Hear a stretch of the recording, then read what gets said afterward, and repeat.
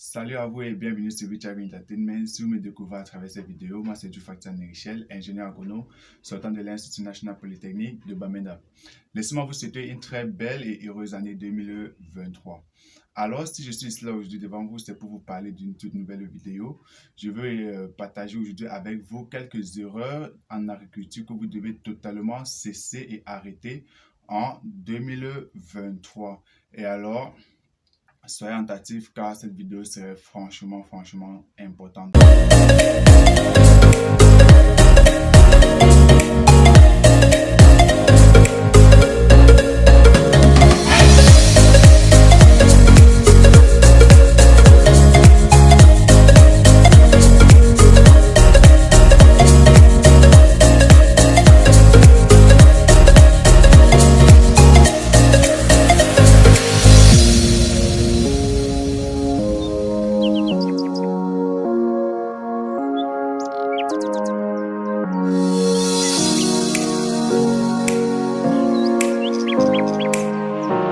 Pour vous.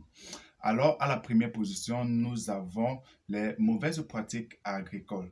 Alors, nous sommes très nombreux à vouloir défier toujours la science, à nous dire non, l'agriculture c'est quelque chose de très simple, nous avons juste à planter et attendre la récolte. Or, ce n'est pas du tout le cas.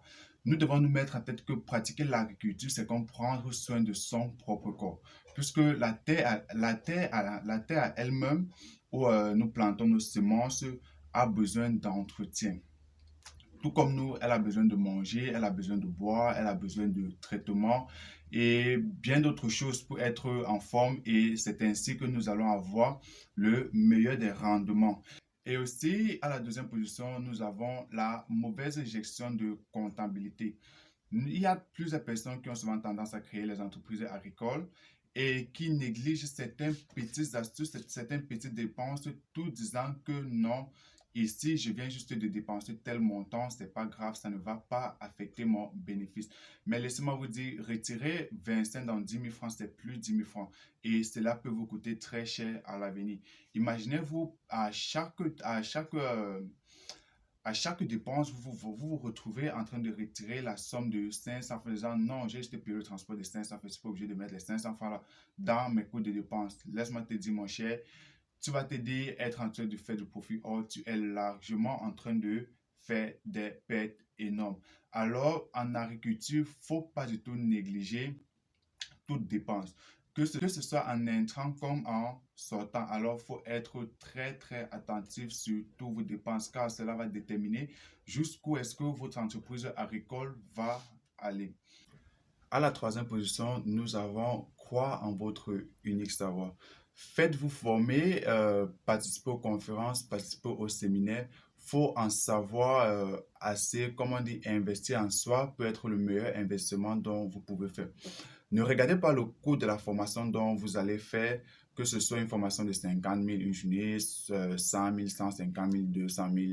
Cela importe peu. Ce qui importe le plus, c'est combien est-ce que vous allez gagner après cette formation. Je vous donne l'exemple. Imaginez vous vous formez par exemple sur la production d'escargots et le coût de la formation monte à 250 000 francs.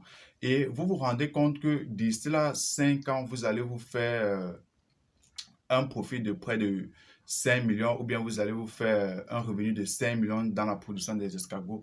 Alors vous allez vous en rendre compte que cette formation dont vous avez fait, qui vous a coûté 250 000 francs, était juste la meilleure formation dont vous ne pouvez avoir, puisque investir en soi, c'est investir pour un avenir meilleur. Aussi, je vais encore parler de manque de stratégie de vente. Nombreux sont ceux qui se lancent dans l'agriculture sans toutefois préparer une stratégie de vente de leurs produits.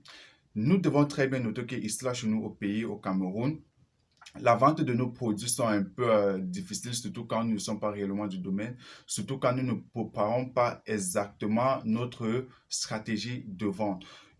Surtout quand il s'agit des produits maraîchers tels que la tomate, la pastèque, le poivron et autres.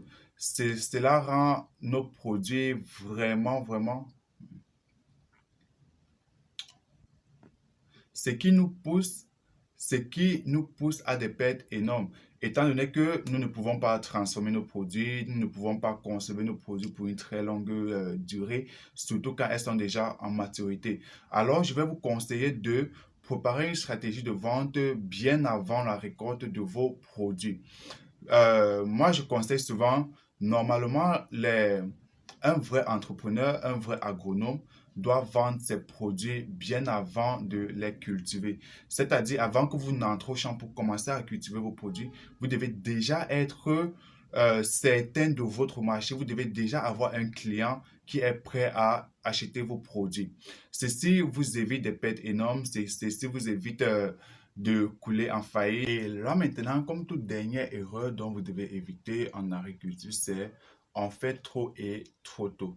Il est bien vrai, certaines personnes ont souvent tendance à se lancer dans l'agriculture en commençant avec les 10 hectares, les 50 hectares, les 100 hectares, ou encore se lancer dans l'élevage avec les 10 000 poulets, les 50 000 poulets et autres.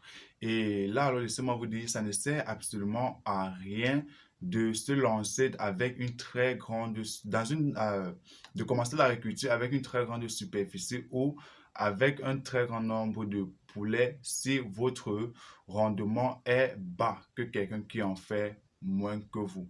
Alors, là, j'aimerais vous conseiller de vous lancer dans l'agriculture avec une quantité un peu plus basse, euh, 1 hectare, 2 hectares, 3 hectares, 4 hectares, 5 hectares au max si vous êtes nouveau dans l'agriculture. Et ainsi, vous pourrez acquérir des connaissances et étendre votre activité maintenant sur autant d'hectares dont vous désirez.